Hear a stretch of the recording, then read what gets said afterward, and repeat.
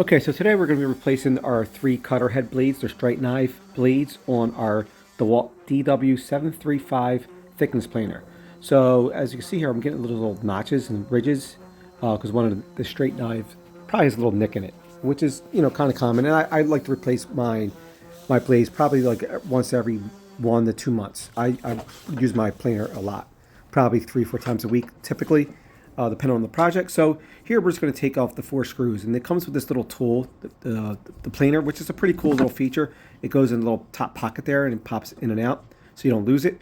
It's an OEM part. I'm not sure the exact size of it, since it's OEM. DeWalt doesn't really specify, but I'm sure if you have an Allen wrench set, it'll probably fit if you need in a bind.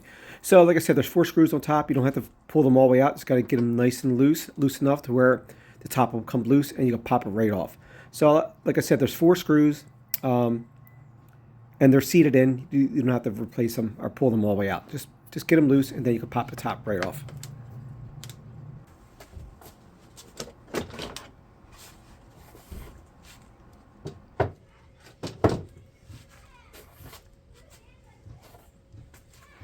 Okay, so now that we have the top off, we're going to do a little clean out of the unit. So whenever I replace my blades, I usually try to do a clean up. You see this little pocket there, which is another cool little feature that DeWalt thought of. You could take your 3 little hand tighten screws out.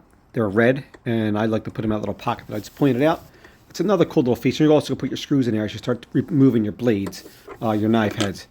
So we're going to pull that out. We're going to pull these out, put them in there, and then we're going to blow out and vacuum out the unit. And I like to do this like every time I replace the blades. It's just another thing, you know, a maintenance that you could do. Also, make sure you unplug your unit.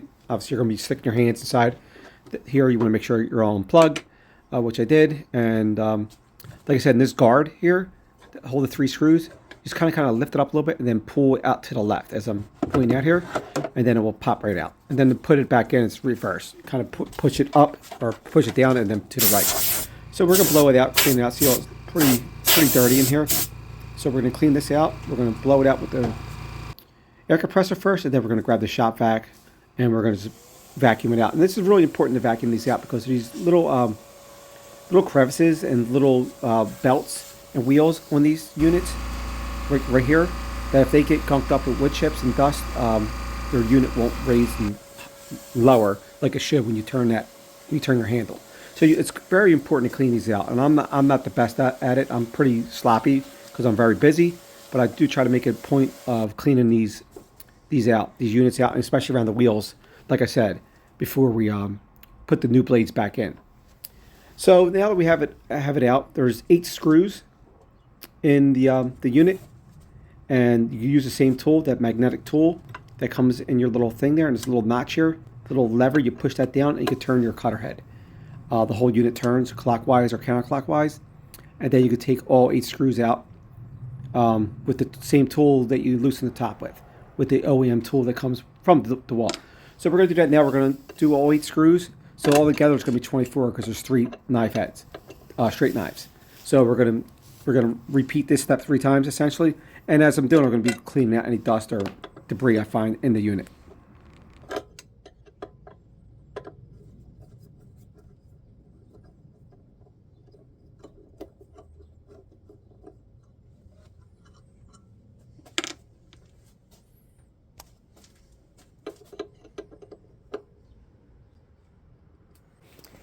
Okay, so we're going to remove all 8 screws, and like I said, we're going to do that 3 times as we rotate our cutter head.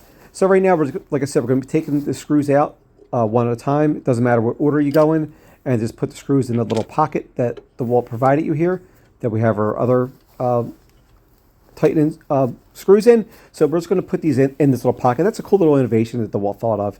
You don't want to lose your screws. You don't want to forget them. Get them lost in your unit. So it's a cool little thing that Dewalt thought of, like in the pocket on top. You can put your wrench back in when you're done using it. So about this planer, I know pretty much it's probably the most popular planer out there. It seems like especially small shops have this planer, and it's a good unit. It's my second unit. It's a very good unit. I think part of my issue with this unit, and it's probably more my fault, is I may overuse it. I'm a pretty busy woodworker. I do tons of jobs, I feel like, and I may need to go more industrial. The only thing with that, the reason why I have to keep this right now is because I don't have the space really. I'm in a small shop, and I may be relocating in a year. So I'm debating if I want to, upgrade my shop, expand it out, or just make do with what I have and then build a new shop where I move to. So that's the quandary I'm in right now. So okay, so I mean that's about it with the unit. So this tool that comes with it, also the magnetized head on the other side, is a cool little feature that lets you pull the guard off of your cutter head, the protection guard.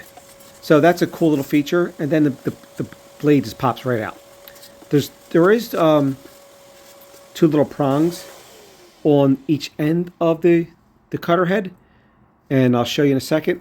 With the blade itself has little like oval shaped cutouts that let you put your blade on top of or inside those prongs, unless you move the side to side. So it makes it kind of dummy proof to put it in. So also I like to mark my blades as I'm putting them in, because you could use both sides of your blades. So you can alternate them as you go. So you get multiple uses out of one set of blades. So I like to put a check mark on the side that's not going to be used and an X on the side that is going to be used. That way I just have reference on which ones I used.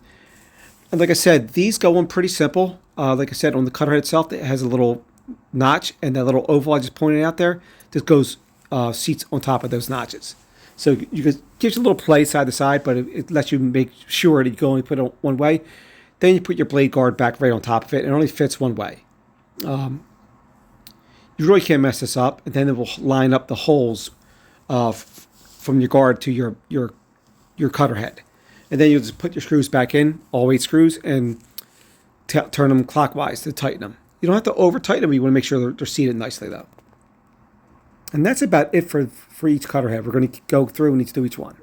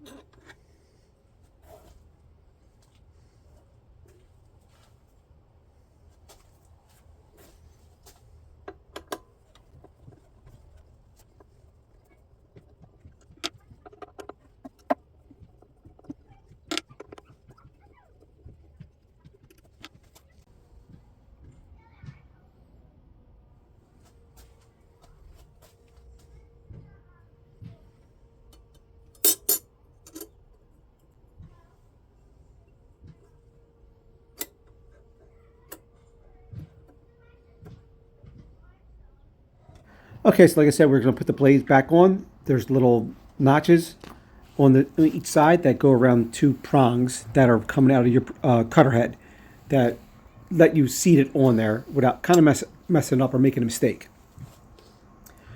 And then we'll put the guard back over top, and then we will put all 8 screws back in, turning clockwise. And you want them to be fairly tight. You don't obviously over tighten anything, but you want them to be tight because you do not want that guard to move around, because that could definitely move your blade around and cause some issues with your finished product. So just make sure everything's lined up correctly, and kind of take your time here. Just seat everything correctly. Just screw them in.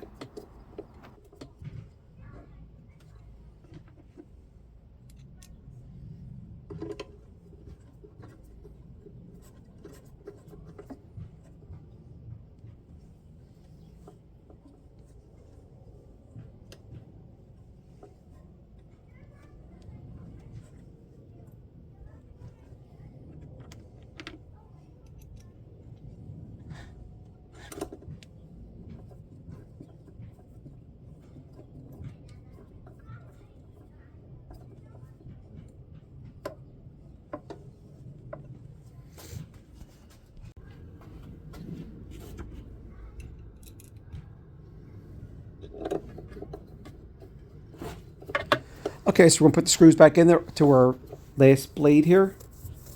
Just a close up of what the bolt looks like going in. And here's another close up of the little notch there. I guess you could call it the brake to let you turn your cutter head to set your screws.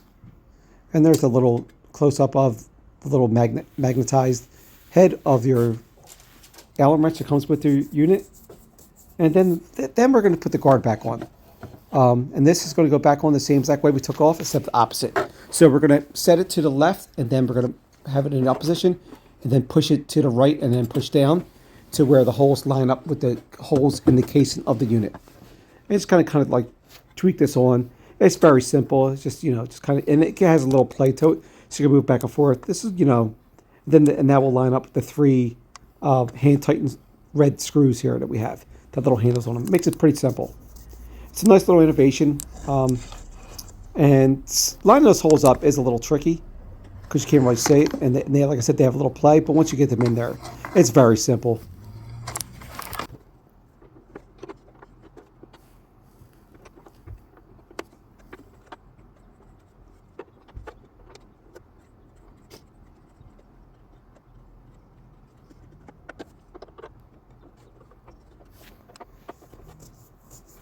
Just like that, we put our little hand tightened screws in that were in our little department there that comes with the unit. And then we put the top back on and put the 4 screws that are already preceded into the unit. We're just going to turn them clockwise to tighten them up. You can never, over tighten these. You can tighten them pretty good though, but just don't over tighten them.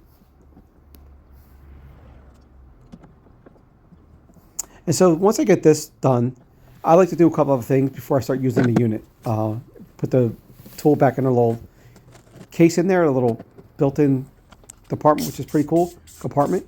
And now we're going to clean the bed off. I like to do this as part of my maintenance before I start using the unit. I raised the bed all the way up, or high enough where I could get my hands in there. Obviously the unit's unplugged. I use some degreaser just to clean off the bed a little bit. Any rust, little glue, epoxy, whatever it's built up. Try to get that off as much as possible. And then I will use some just regular paste wax just to lube the bed up a little bit to make it nice and smooth for sliding our wood through. So when we're planing things up, it just makes it a little easier to roll through, because the unit will feed, has a self feeder on it. So hopefully you don't have to push through. Sometimes you do, but that's about it. So now we're ready to start cutting. And the good thing is we don't want to see those little notches and little grooves in our cuts, and we don't. So that means we're good to go. If you have any questions, let me know, and thanks for watching.